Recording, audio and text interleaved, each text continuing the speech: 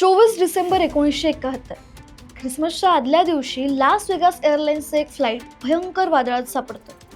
ढगांचा गडगडाट, विजांचा कडकडाट, काळोख, विमानाला बसणारे हादरे आणि आत भीतीने ओरडणारे प्रवासी. संपूर्ण वातावरण भयानक होऊन जातं. पण कोणाला काही कळायच्या आतच विमानाचे तुकडे तुकडे होतात आणि ते अमेझॉनच्या जंगलात कोसळतं. रेस्क्यू टीम शोध घेते पण कोणीही जिवंत सापडत नाही. त्यामुळे विमानातील सर्वजण मृत झाल्याची घोषणा केली जाते. मात्र हजारो फूट उंचीवरून खाली पडूनही एक 17 वर्षांची मुलगी जिवंत असते, जी त्या अमेझॉनच्या जंगलात पुढे 11 दिवस एकटी राहते.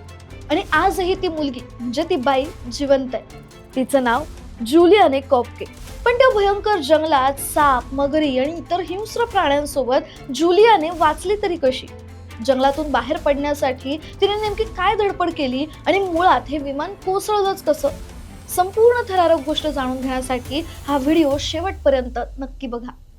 त्या दिवशी लान्सा फ्लाईट 508 पेरूची राजधानी लिमा इथून तुकालपाच्या दिशेने निघालं होतं. या फ्लाईटमध्ये 86 लोक होती.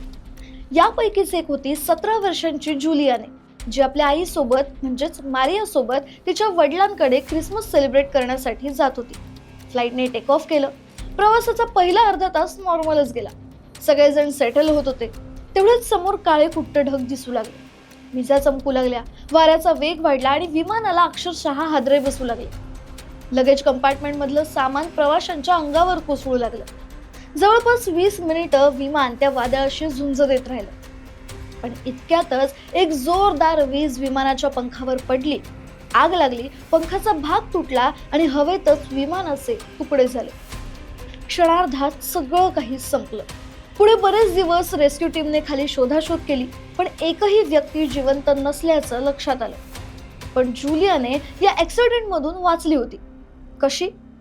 तर जुलियाने खिडकीजवळ बसली होती आणि तिचा सीट बेल्ट बांधलेला होता. विमान तुटल्यानंतर जुलियाने जिथे बसलेली तो 3 सीटचा पूर्ण बंच जुलियाने सोबत हवेतच फेकला गेला. वाऱ्यामुळे सीटचा पडण्याचा वेग कमी झाला, पण जमिनीवर आदळण्याआधीच जुलियाने बेशुद्ध झाली होती. पुढे दुसऱ्याच दिवशी म्हणजे 25 डिसेंबरच्या सकाळी जुलियानेला शुद्ध आली.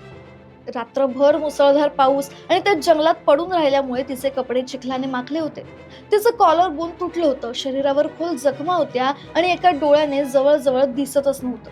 ती तिच्या आईला शोधत होती, पण आजूबाजूला प्राणी, पक्षी आणि जंगलाशिवाय काहीच दिसत नव्हतं. तसं जुलियानेचे आई वडील झूलॉजिस्ट होते, त्यामुळे ती लहानपणापासूनच जंगलात जाऊन तिथे राहून बरंच काही शिकली होती. कोणती वनस्पती विषारी आहे, कोणत्या प्राण्यापासून दूर राहायचं आणि जंगलात हरवल्यावर काय करायचं हे सगळं तिला माहित होतं. पण तरीही तिथून बाहेर पडण्यासाठी ती रोज धडपड करतच होती. पण जोपर्यंत ती जंगलात होती तोपर्यंत तिला तिथे कसं बसं खाणं पाणी जमवून राहावंच लागणार होतं. तिने पानांवर पडणारे पाण्याचे थेंब पिऊन तहान भागवली. विमानातून पडलेलं एक कॅन्डीचं पाकिट तिला सापडलं. त्या कॅन्डीज ती जपून जपून खाऊ लागली. असंच जंगलातून फिरत फिरत तिला एकदा पाण्याचा मंद आवाज ऐकू आला. तिच्या वडिलांनी सांगितलेलं वाक्य तिला आठवलं. वाहतं पाणी शोध आणि त्याचा पाठलाग कर. छोटा ओढा नदीपर्यंत आणि नदी माणसापर्यंत घेऊन जाते. आता हाच मंत्र तिच्यासाठी मॅप बनला. पुढचे काही दिवस म्हणजे जुलियानेसाठी भूक, वेदना आणि भीतीची अक्षरशः परीक्षा होती. दाट झुडपं, पडलेली झाडं, चिखल आणि घसरडे दगड पार करत ती ओढ्याच्या दिशेने पुढे जात राहिली. रात्री ती मोठ्या झाडामागे किंवा एखाद्या मोठ्या दगडाजवळ झोपायची. असंच पुढे जाता जाता एका ठिकाणी तिला विमानाच्या सीटमध्ये अडकलेले 3 मृतदेह दिसले. त्यात एक बाई होती. त्यामुळे ती आपली आई तर नाही ना या भीतीने जुलियाने घाबरली. पण त्या बाईच्या नखांवर नेल पॉलिश पाहून ती तिची आई नसल्याचं तिला समजलं आणि तिला जरा हायसं वाटलं. दिवस पुढे जात होते. हळूहळू तिच्याकडे असलेल्या कॅन्डीज संपल्या आणि ती फक्त पाणी पिऊन दिवस ढकलत राहिली. जुलियाने सांगतात की त्या 11 दिवसात त्यांच्या हाताच्या जखमांमध्ये माशांनी अंडी घातली आणि त्यातून अळ्या बाहेर येऊ लागल्या होत्या. असह्य वेदना होत होत्या, तरी त्या मात्र काही थांबल्या नाहीत. पुढे ओढा नदीत बदलला. चालण्याची ताकद कमी झाल्यावर जुलियानेने नदीच्या प्रवाहाबरोबर पोहायला सुरुवात केली. कधी तिला झोपडी दिसल्याचा, कधी कोंबडीचा आवाज ऐकू आल्याचा भास होत राहिला. असंच एकदा नदी किनारी मगर जवळ येताना दिसली, पण तिने योग्य वेळी पाण्यात उडी मारून स्वतःचा बचाव केला. शरीर गोठत होतं, भूक जीव घेत होती आणि आशा संपत चालली होती. तरी तिच्या मनात तेव्हा एकच विचार होता, या पाण्याचा पाठलाग थांबवायचा नाही. साधारण 10व्या दिवसाच्या आसपास नदी किनारी जुलियानेला एक बोट दिसली. सुरुवातीला तिला वाटलं हा सुद्धा एक भास असेल, पण बोटीला स्पर्श केल्यावर ती खरी असल्याचं तिला समजलं. जवळच्या वाटेने वर गेल्यावर तिला एक लहान झोपडी दिसली. पुढे जाण्याची शक्ती नसल्यामुळे ती झोपडीतच थांबली. दुसऱ्या दिवशी संध्याकाळी तिला काही माणसांचे आवाज ऐकू आले आणि तिथे 3 स्थानिक पुरुष तिच्या समोर उभे होते. तिची अवस्था पाहून सुरुवातीला तेही घाबरले, पण जुलियानेने उरलेली सगळी शक्ती एकवटून त्यांना घडलेला सगळा प्रकार सांगितला. त्याने तिला जेवायला दिलं, तिच्या जखमा साफ केल्या आणि दुसऱ्या दिवशी तिला गावात नेलं.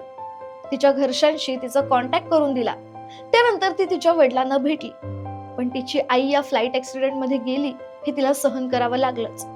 जुलियाने तब्बल 11 दिवसांनी अमेझॉन मधून बाहेर आली, पण या जंगलाच्या भयानक आठवणी तिच्यात कायम राहिल्या. पुढे ती सुद्धा आपल्या आई बाबांप्रमाणे झूलॉजिस्ट बनली आणि नेचर कन्झर्वेशन साठी काम करू लागली. तिची गोष्ट आपल्याला सांगते की संकट कितीही मोठं असलं तरी आपली इच्छाशक्ती ही त्याहूनही मोठी असते. मनात असेल तर आपण मृत्यूच्या दारातूनही परत येऊ शकतो. जुलियाने कोपकेची ही गोष्ट तुम्हाला माहित होती का? आम्हाला कमेंट करून नक्की सांगा. आणि अशाच इंटरेस्टिंग गोष्टी जाणून घेण्यासाठी गाजा वाजाला लाईक, शेअर, फॉलो आणि सबस्क्राईब करायला विसरू नका.